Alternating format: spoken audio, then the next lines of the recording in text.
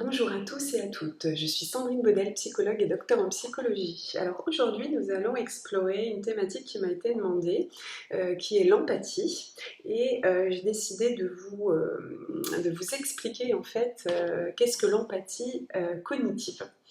Donc l'empathie cognitive en fait c'est une manière de se mettre à la place des autres sans être submergé par leurs émotions. Donc, si vous vous demandez comment, restez avec moi, je vais vous expliquer ça dans cette vidéo. Donc, l'empathie cognitive, qu'est-ce que c'est? C'est la capacité donc, de comprendre les pensées et les émotions d'une autre personne sans nécessairement les ressentir. Ça signifie qu'on peut reconnaître ce que quelqu'un traverse tout en gardant une certaine distance émotionnelle. Donc pourquoi l'empathie cognitive est importante? En fait, elle va vous permettre d'être présent et de soutenir les autres tout en protégeant votre bien-être émotionnel. Donc c'est particulièrement utile pour les professionnels de la santé, les enseignants, tous ceux qui travaillent en fait finalement dans les environnements où ils sont régulièrement exposés aux émotions des autres. Mais ça vaut pour tout le monde en fait, parce que dès lors qu'on est en relation, on a affaire aux émotions des autres, tout simplement. Donc, comment peut-on développer cette capacité d'empathie cognitive? Alors, la première chose que vous pouvez faire, en fait, c'est pratiquer la visualisation.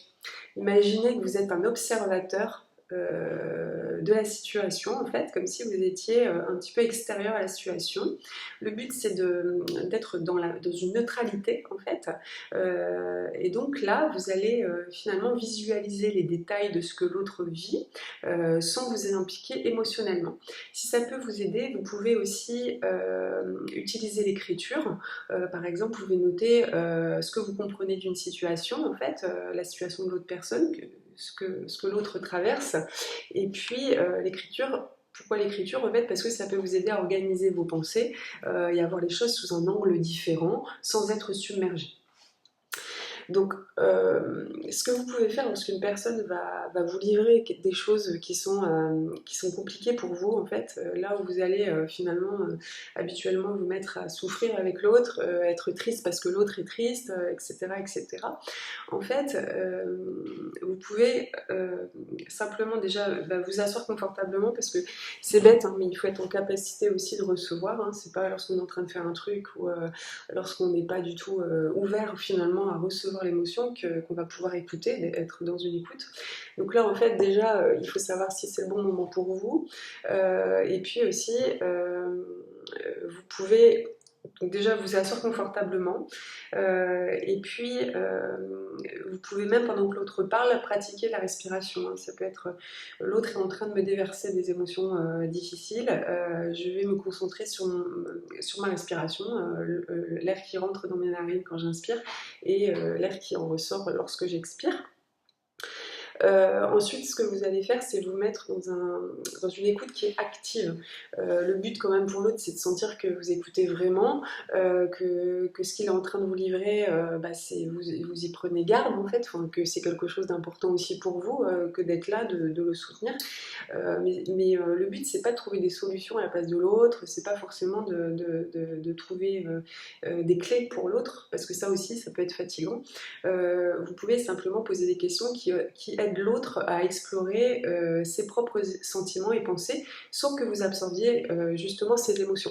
Donc par exemple, demandez-lui qu'est-ce que tu ressens exactement, donc là la personne va vous expliquer, ou qu'est-ce qui te fait ressentir ça. Voilà, en tout cas l'idée c'est que vous puissiez l'aider à exprimer ce qu'il a envie de déposer, sans trop vous impliquer, vous, ni émotionnellement ni cognitivement finalement. Donc en fait, j'ai un exemple là très concret. En fait, imaginez que vous êtes en train d'écouter un ami qui vous raconte une situation difficile. Imaginons une rupture sentimentale, son conjoint, sa conjointe qui l'a quitté la veille, par exemple. Donc là, on peut imaginer que la personne est vraiment sous le choc de l'annonce, est en train de vous exprimer des émotions très difficiles, Par exemple, je ne retrouverai jamais personne, je resterai seule, je suis effondrée, le monde s'écroule autour de moi, enfin voilà.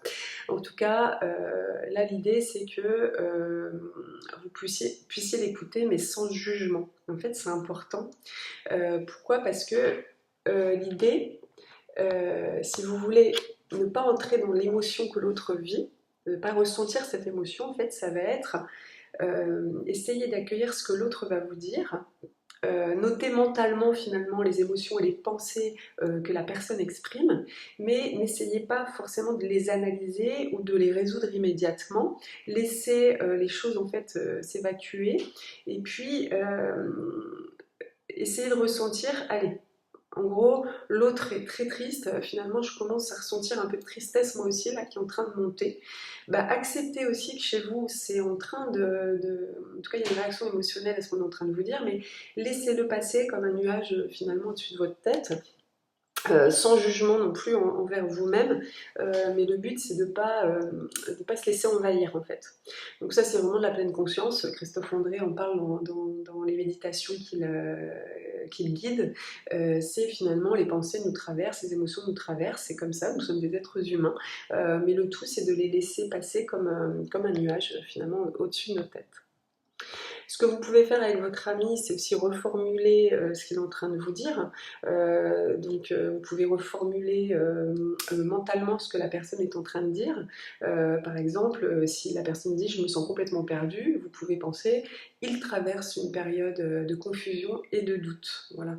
C'est une manière de reformuler autrement que par l'émotionnel, finalement. Et ça aide finalement à comprendre sans absorber l'émotion. Vous pouvez aussi le faire à voix haute finalement, reformuler ce que l'autre dit. Imaginons que l'autre vous dit « Ah non mais je me sens complètement perdue, je pense que je retrouverai personne. Ah d'accord, je pense que là, effectivement, ce que tu traverses, ça a l'air d'être compliqué. Ok. » Et c'est tout. Là, juste avec cette écoute active, vous faites énormément pour l'autre, parce que là, il a un endroit où déposer ce qu'il ressent, et puis vous économisez finalement avec cet impact émotionnel qui peut parfois être très compliqué à la longue. Voilà. Donc en tout cas, bah voilà, si vous avez aimé cette vidéo, laissez un commentaire ci-dessous hein, pour partager vos propres expériences avec cette empathie qui peut parfois être compliquée. Si vous avez d'autres idées pour mettre cette distance émotionnelle et pratiquer l'empathie cognitive, allez-y, vous pouvez partager cela en commentaire. Voilà, donc n'oubliez pas de vous abonner et de liker la vidéo, et puis je vous dis à bientôt pour d'autres conseils.